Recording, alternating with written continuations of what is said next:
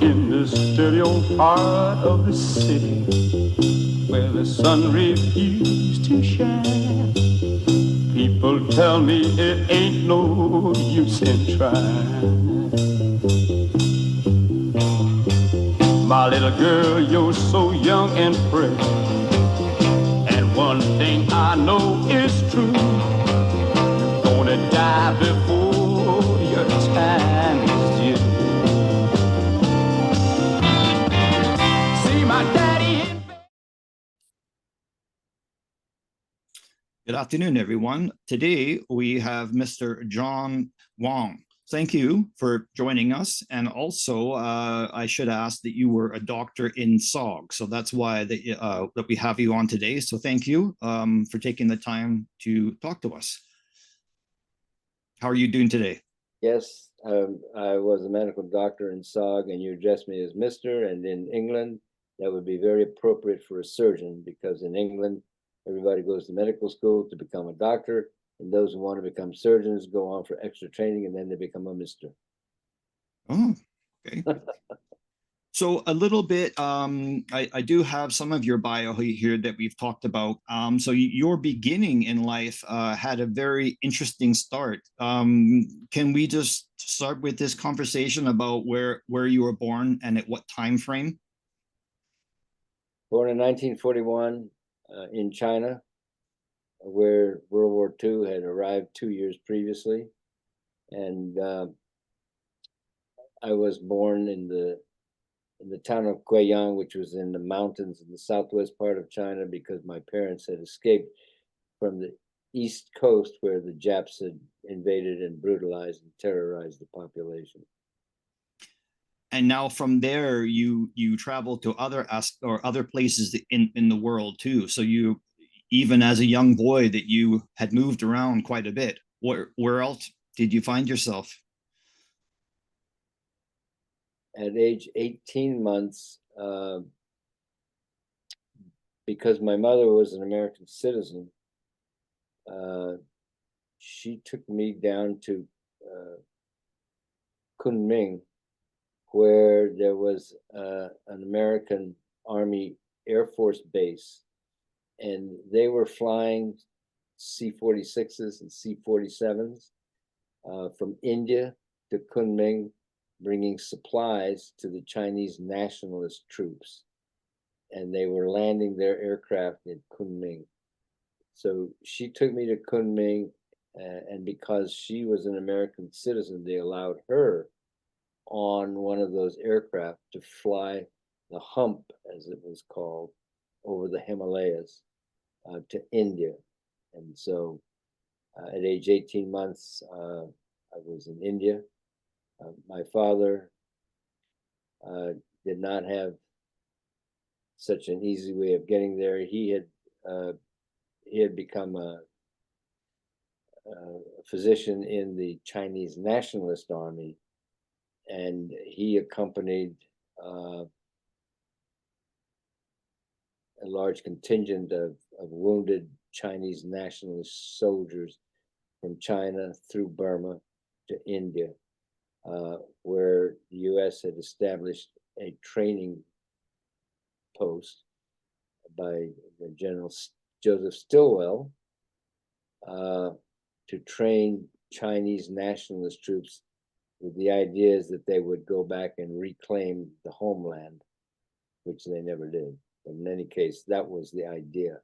So from age 18 months to 4.5, I was in India. And then on an American troop ship, my mother, and by this time a sister, and I, and 2,000 American troops in 1945, going back to the United States.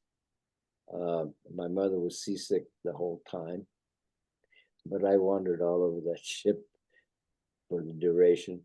In any case, I'm getting too long-winded. But so to India, then South Carolina for a year or so, because that was my mother's home, and then to British Guiana, South America, because that's where my father's family originated. And we were there till 1953, came back to the United States and continued my education all the way through college and medical school in the United States.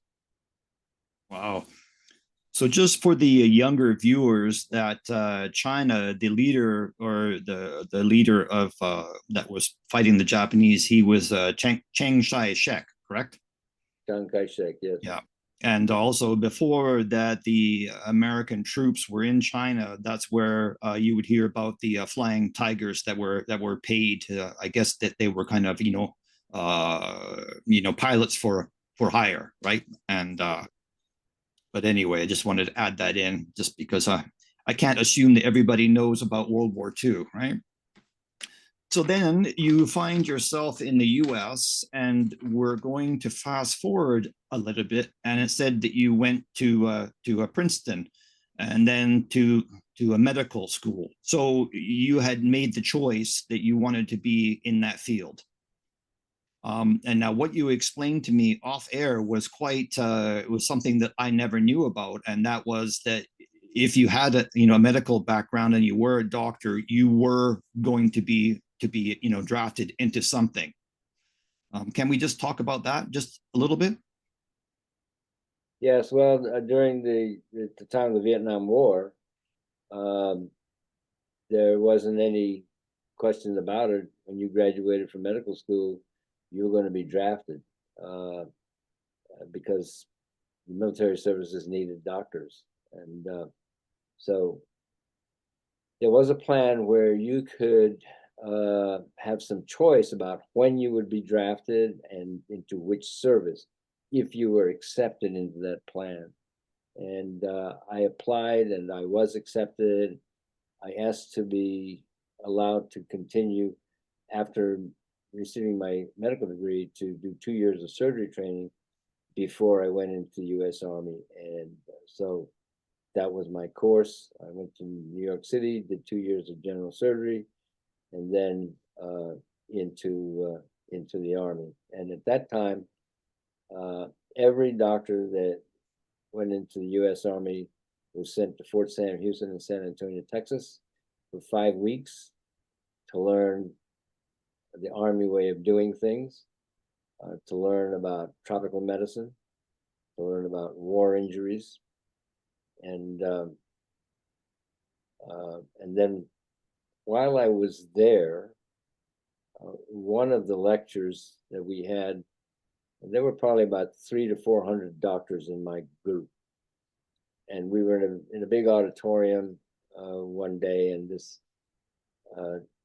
tall, lean man and was wearing paratrooper boots strides across the stage to the podium, and he introduces himself as a doctor, and he says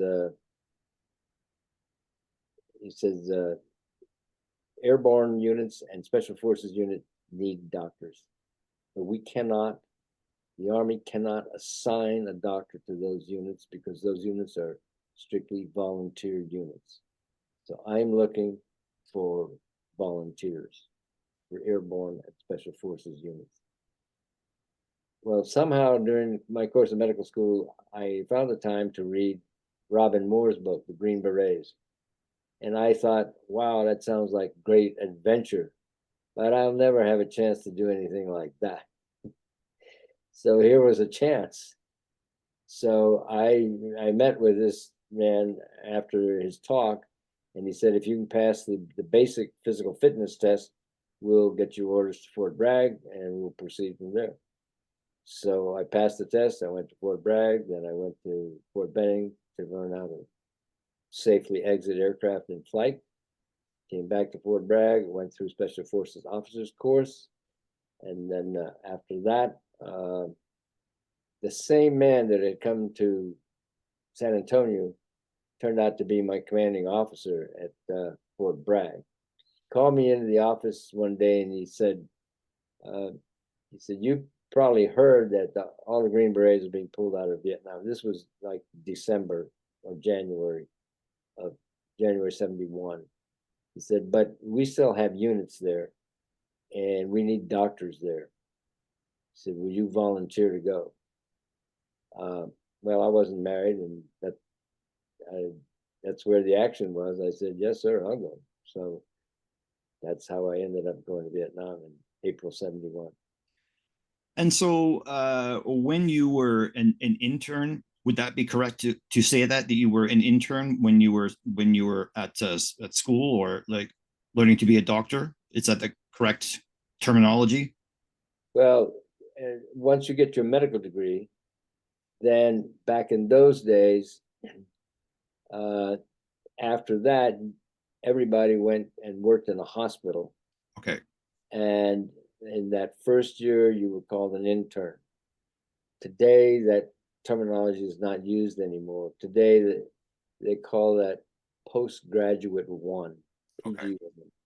But back in the last century, when you went for that first year, you were called an intern, and then beginning the years after that, you were called a resident surgeon or a resident physician in the hospital.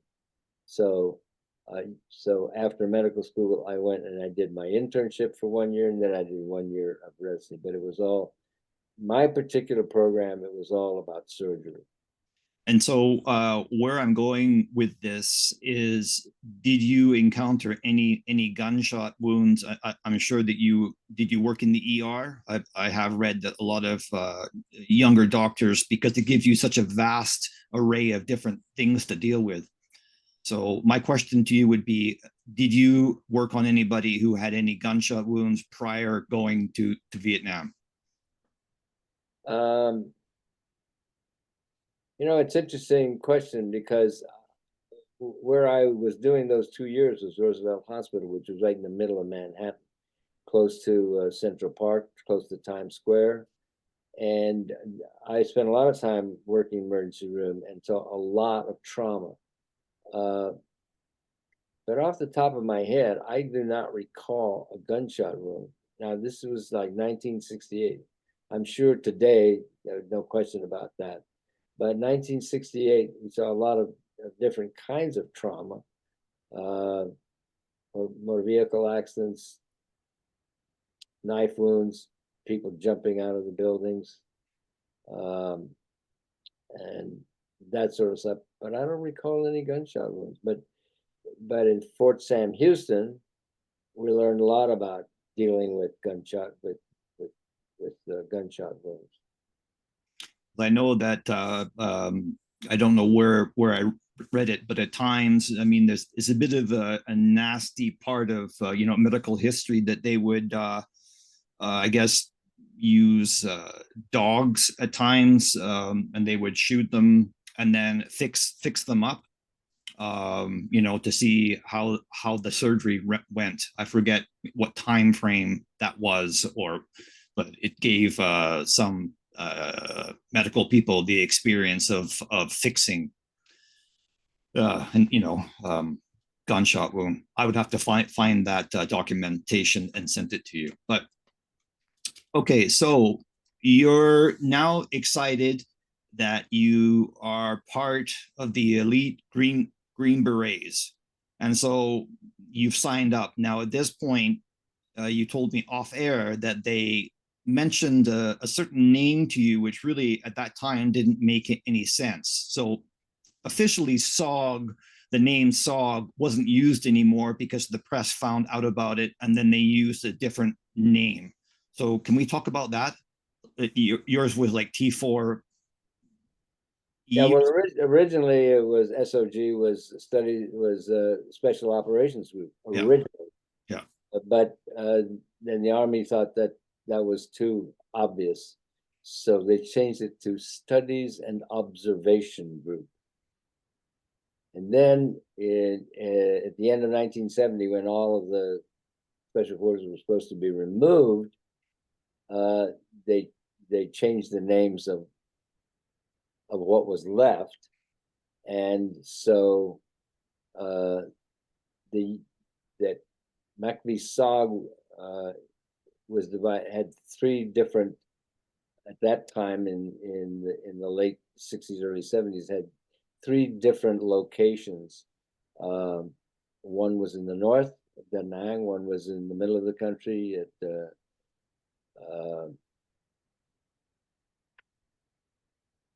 I'm blocking on this. One was at Bamituit, which I think was South. That was south. the south, and yeah. Khartoum was in the middle, Central, yeah.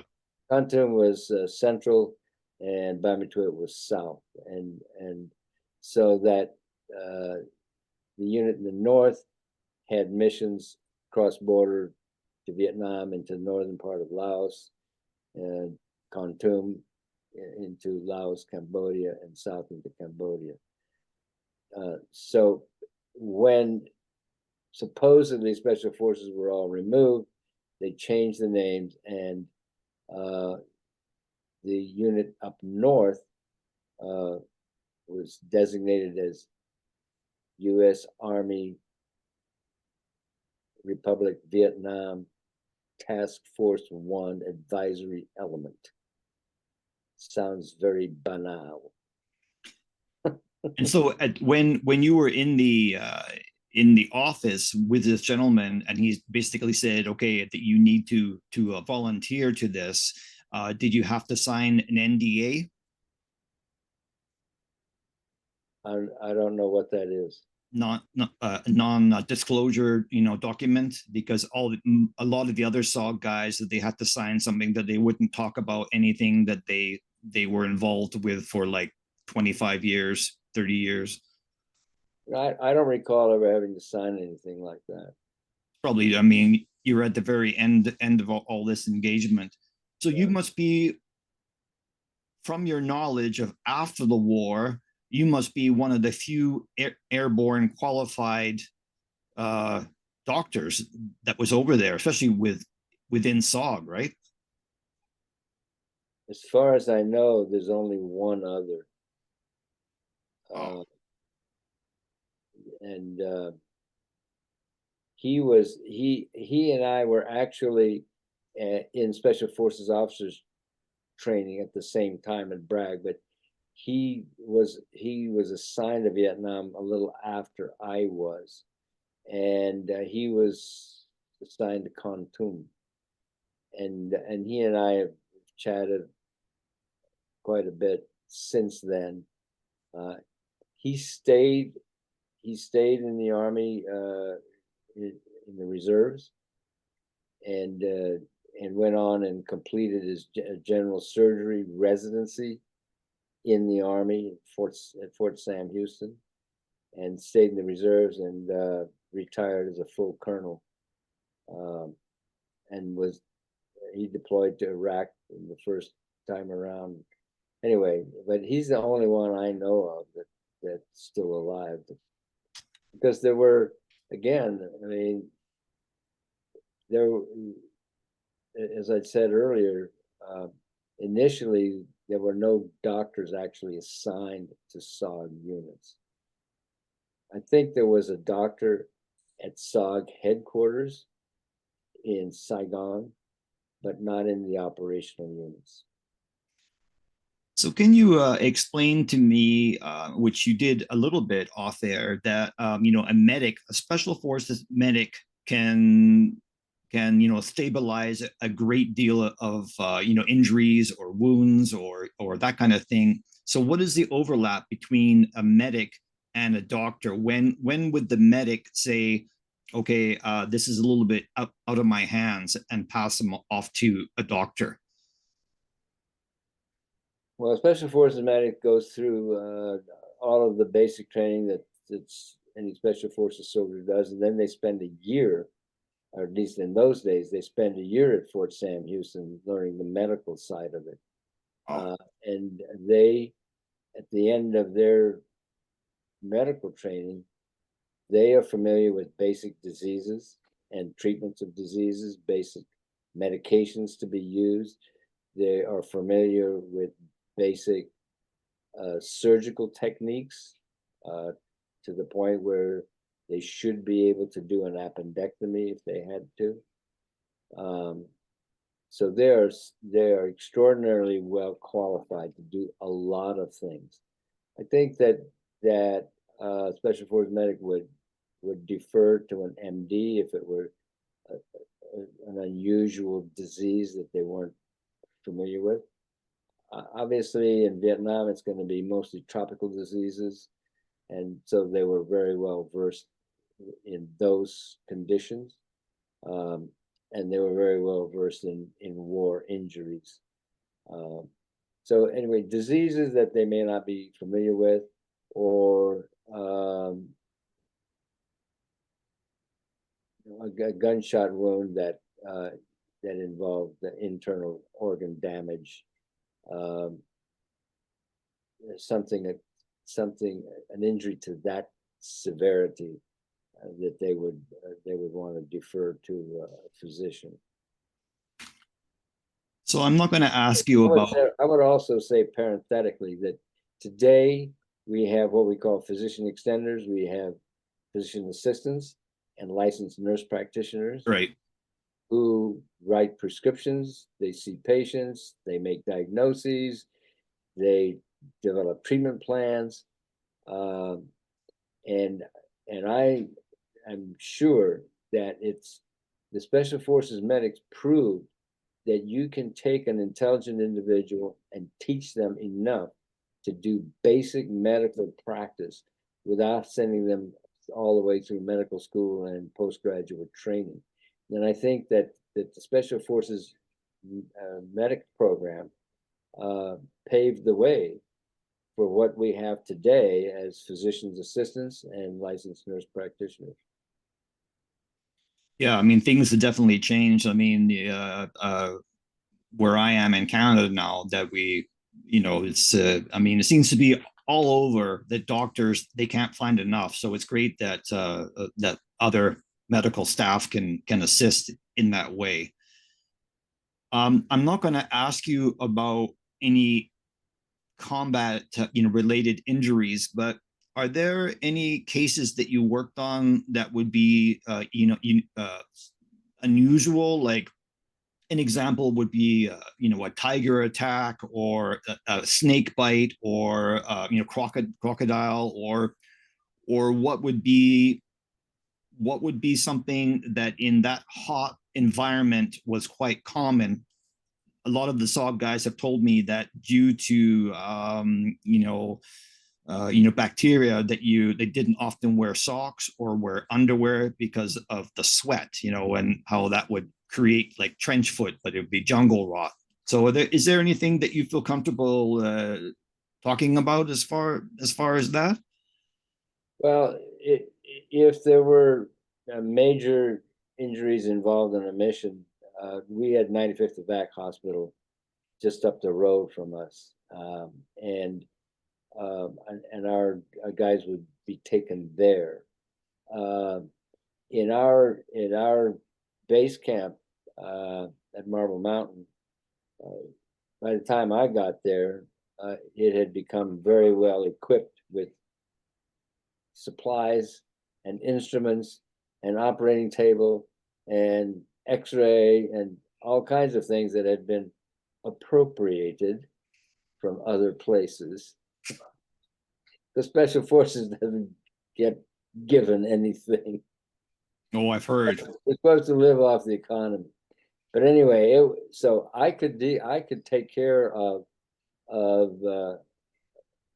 injuries that required some surgery if I could do it under a local anesthetic, or because I knew how to do a spinal anesthesia. So anything from the belly button down, I could deal with the spinal anesthetic. The kind of injuries that I would end up dealing with right there were these little, like IEDs called toe poppers. Right. There's little mini mines that they were very effective because they would damage someone's foot, and if you damage their foot, you stop them. They can't go anywhere. So that's the end of their mission, basically. And it's a pretty cheap way to stop a mission. So we could deal with those kinds of things. And then the other thing is that with major injuries that were treated at the 95th of VAC, I would go up there at least once a week. And a lot of times they would want to send our guys to Japan and then home. If they didn't want, if our guys didn't want to do that, I would talk the staff at the 95th of VEC to turn them over to me. I'd take them down to our base camp, and I would take care of the rest of their injuries and rehab them and get them back into duty. So a lot of our guys wanted to do that, so I was able to do that for them. Wow. I'm sure they, you know, it's just SOG is such an interesting thing to try and learn about, and there's so many aspects, you know, and being where you were at, you know, Marble Mountain, and of course that was the worst battle of and loss of Special Forces life only a couple of years prior, you know, and did you ever go to China Beach? Do you ever find yourself there? I know it, but it was not too far away from Marble Mountain. We had our own beach. Yeah, that's true. You did. You did. No, we didn't need to go to China Beach. Yeah. The only reason we went that I would go there is because there was a huge PX there at China Beach, and you could go up there and buy anything you could buy at Walmart. You could buy there. So did you? I'm sure that technically you probably weren't, or were you allowed to go out on a mission if you were? And did you ever find yourself going on one? Yeah, I did. I rotated with my medics because typically our missions were recon missions, which consisted of 2 or 3 special forces soldiers and 7 or 8 mercenaries, either montagnards or Chinese nuns, Yeah.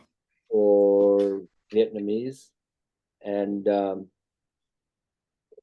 the idea was that they would either gather intelligence or disrupt activities on the trail, or do a prisoner snatch for intelligence purposes. And so the typical mission would be 3 helicopters, 3 Hueys, with the team members, which would probably number 10 or 11. And then the 4th helicopter was the chase. And there'd be a medic on board the chase helicopter, so that if anybody was injured on the insert, Right. it could be picked up right away and start treatment right away. And the same thing on an extract. So there'd be 3 helicopters for the team, 1 for the medic, and 1 or 2 Cobra gunships for protection. So I would rotate with my medics because I wasn't going to ask my medics to do anything I wouldn't do. And I was Special Forces qualified, just like they were, and probably more qualified medically. So why not? So I did. And just gonna ask this question: Did you encounter any you know, combat during those times? Well, yeah, being shot at. Yeah. And taking care of wounded on the way back. I never fired a weapon myself because I had other duties to take care of. Yeah. But yes, if being shot at is qualifies as combat, I guess so. Yeah. Wow.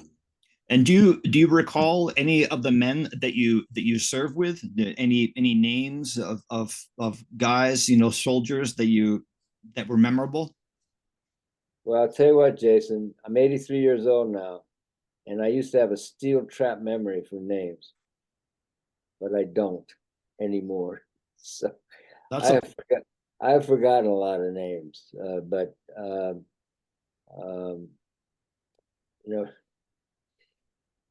one of the quote characters unquote that you probably know is Nick Brockhausen. Oh yeah, yeah. Um, and some of his tales are rather apocryphal, and I challenged him on that because he's mentioned me in two of his books, and I said, Nick, that's not what happened.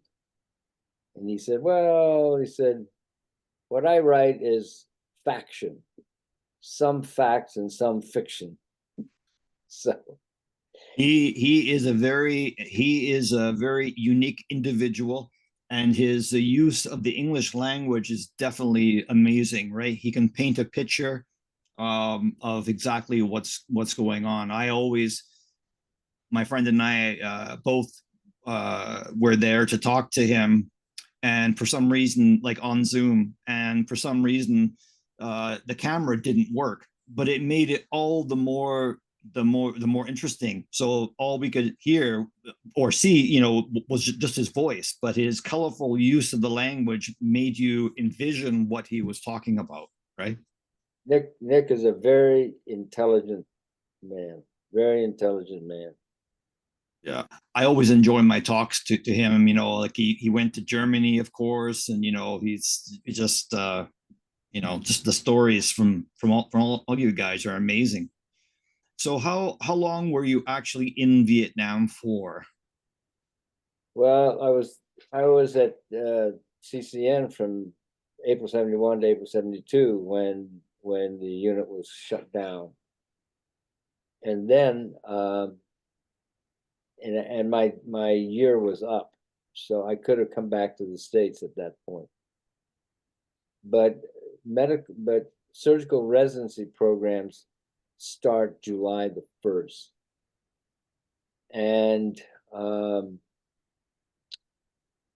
and so I knew that if I came back to the States, they would put me on leave for 30 days, and then I'd have to go back. I'd be assigned somewhere, and I wouldn't be actually separated from the Army until July the 20th. So I I had secured a position back at Roosevelt Hospital in Manhattan, where I'd been for the first 2 years, and they were going to have me back.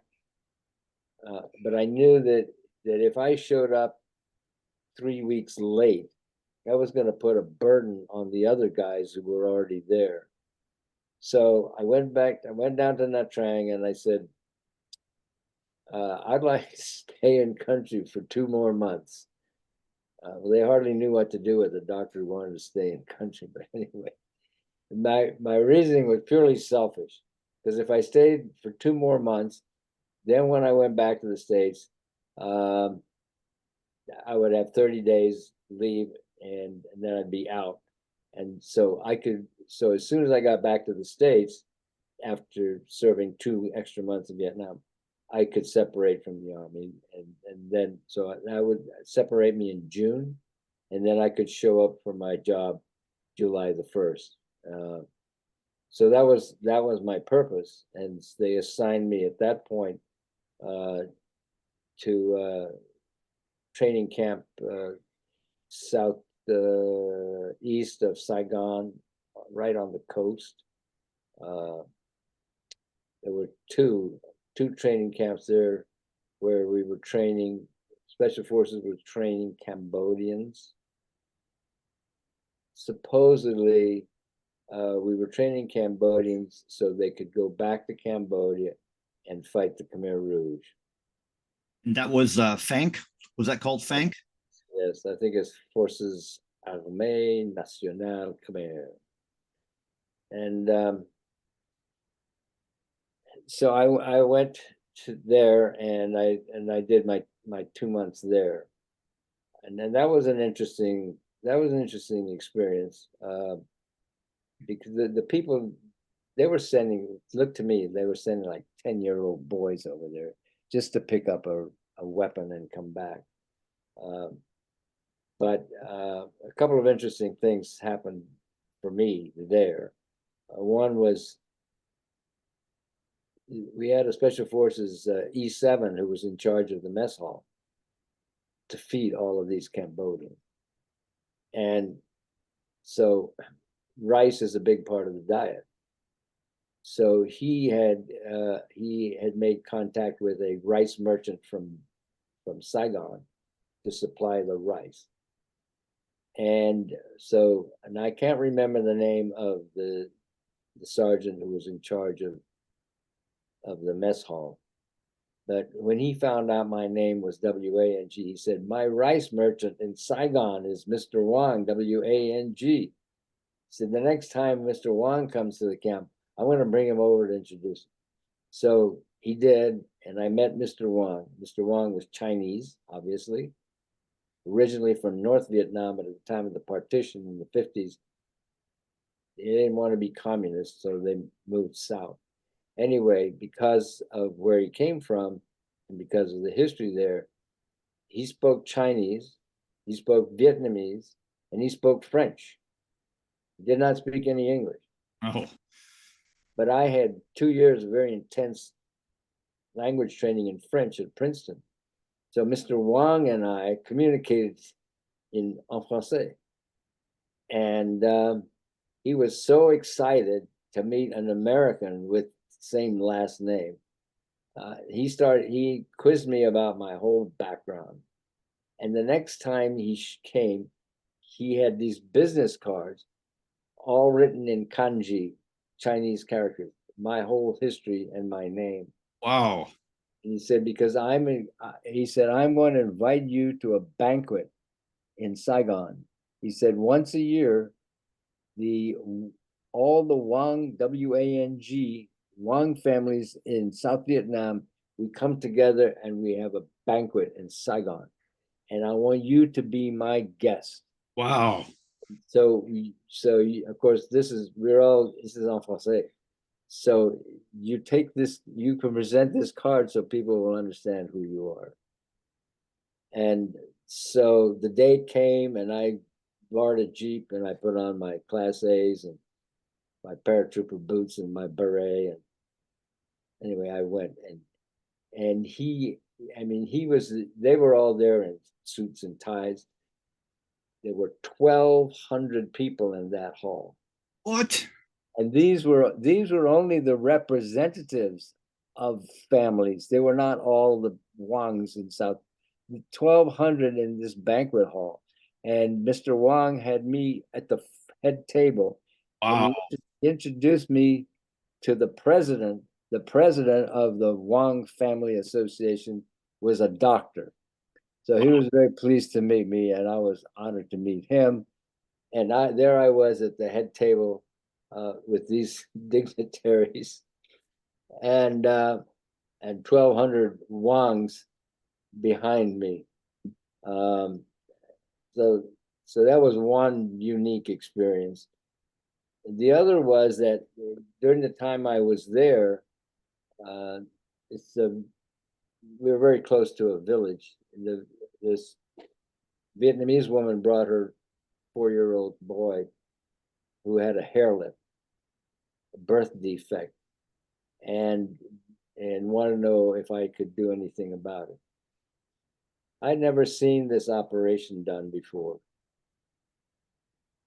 but I had a big book of surgery, and there was a description there of how to do a hair lip operation, which is not as simple as you may seem, because you've got to excise the defect, outside defect and inside defect, and then you have to precisely put things together inside and then outside.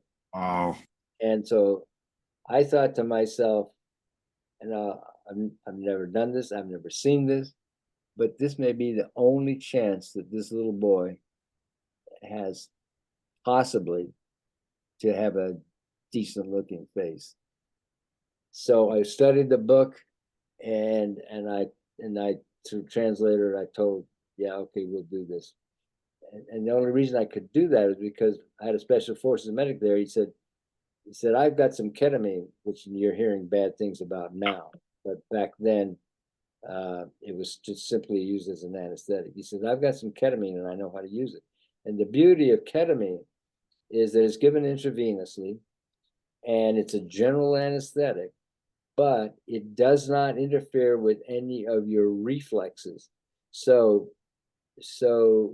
I could give this to a child and I could operate here without having to put an endotracheal tube in to breathe for him, because he would continue to breathe and he wouldn't gag or choke on anything because his gag reflex would be preserved.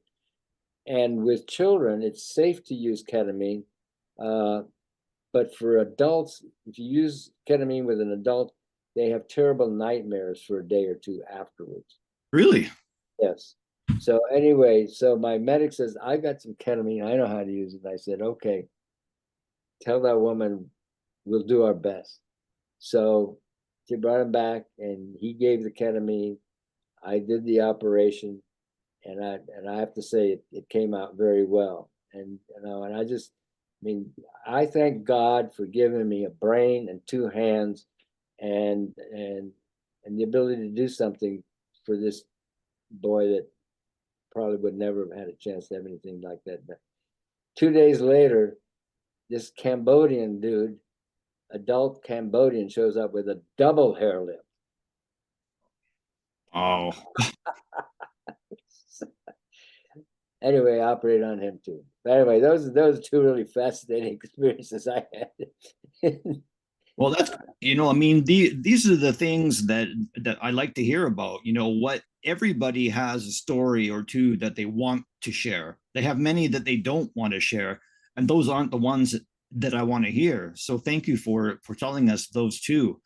To take a step back, I've heard some stories that if an Indigenous recon guy was hurt, that they needed hospital care, that a lot of the times they would say, no, you can't bring him in here. And sometimes it would involve someone like Nick pulling out a 45 and say, you are going to help this man. So did you ever work on any Indigenous team members? Yeah, well, as I said, we had an operating facility at our base camp. Now, if a team got shot up on a mission, then they brought them to the 95th Evac or to the 18th Surge Hospital in Fubai. I wasn't there, so I don't know whether the personnel there said we will or we won't. My recollection is that no American medical personnel were hostile towards Indigenous who were injured during in the war. I tell you one incident at the 95th Evac, because first of all, I have to go back to our mess hall. We had one of the great legacies of the French occupation of Southeast Asia is they taught them how to bake. Right. So in our mess hall, we had one of the cooks that made fantastic donuts every Sunday. Incredible donuts. And they didn't all get eaten. So I would get a big paper bag and collect the ones and I'd take them up to the 95th Evac and to the nurses. And, yeah, it gained me some favors. I'm sure. Yeah. But also I would go see any of our guys that were up there. Well, we had a guy that had a broken femur, thigh bone. And back in those days, we didn't open it up and rot it or plate it. We put him in traction, which meant you had a pin that went through the bone in the lower leg, and with traction to pull things apart, line them up, and then they were on a rack to keep them lined up. And basically they're stuck in bed for 6 weeks until the bone started to get a little sticky, and then you could put them in a long leg cast. So we had a guy that it wasn't on I don't remember how he fractured his femur, but it was not on a mission.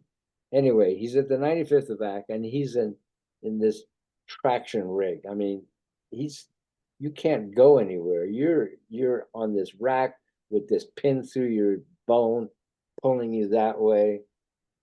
And I went up there one Sunday to see how he was doing. And he says, "Doc, you got to get me some penicillin." I said, "What are you talking about?" He said, "I got the clap." Oh God. I said, "How the hell did you get the clap?" He said, "Well, some of the guys brought a girl in here one night and she sat on me." Oh my God. he's straight up there and tracked out in this traction. And she gives him the gonorrhea. Oh, there's a war story for you. Well, yeah, you know, yeah. Oh, I came back. I got the medicine. I brought it back, and we treated him. We treated him clandestinely because we didn't want anybody in the hospital to know what was going on. I think I mean I've heard some wild stories, so I'm really not shocked about that. So I normally try and keep these to an hour. So you were nice enough to talk to me offline for a bit. I don't want to take too much of your time. But just as a winding down of the chat here, after you came back stateside, you stayed as in the medical field for the balance of, I mean, that was your career path. And I looked online, and you worked with bones. Did you, in orthopedic? Yeah, by the time I got back from Vietnam, a couple of things that come clear to me. One is that general surgery,